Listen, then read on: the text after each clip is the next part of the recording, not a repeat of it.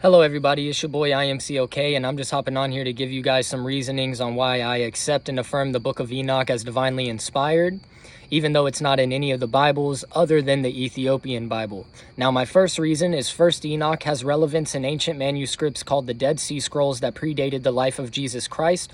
This is true. The Dead Sea Scrolls is a collective of manuscripts that was published and written before Jesus Christ's life, his birth, or his ministry, and it has a lot of prophecies that talks about his coming, which just adds to its validity. My second reasoning is the New Testament book of Jude references First Enoch word for word, plus mentions his name before quoting it. And specifically in the book of Jude, it says that Enoch prophesies and then goes on to quote the book of Enoch word for word, which not only attributes the authorship to Enoch, but tells us and confirms that it is divinely inspired, since it is used in the New Testament to push a divinely inspired message.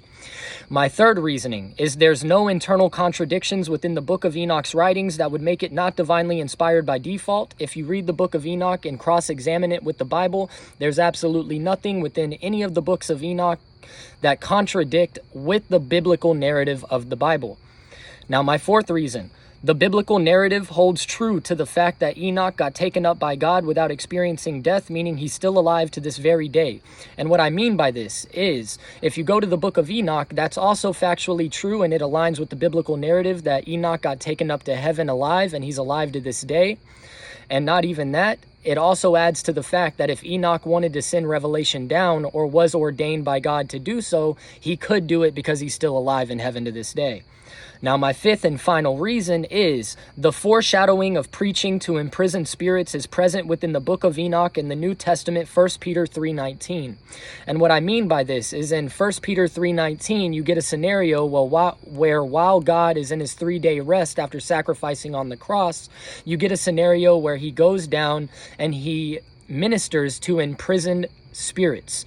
And if you go to the Book of Enoch, you will find another scenario where while he's getting a tour of Sheol and all of these places in the spirit realm, Enoch ends up ministering to the chained fallen angels that created the Nephilim with the comely human women on earth.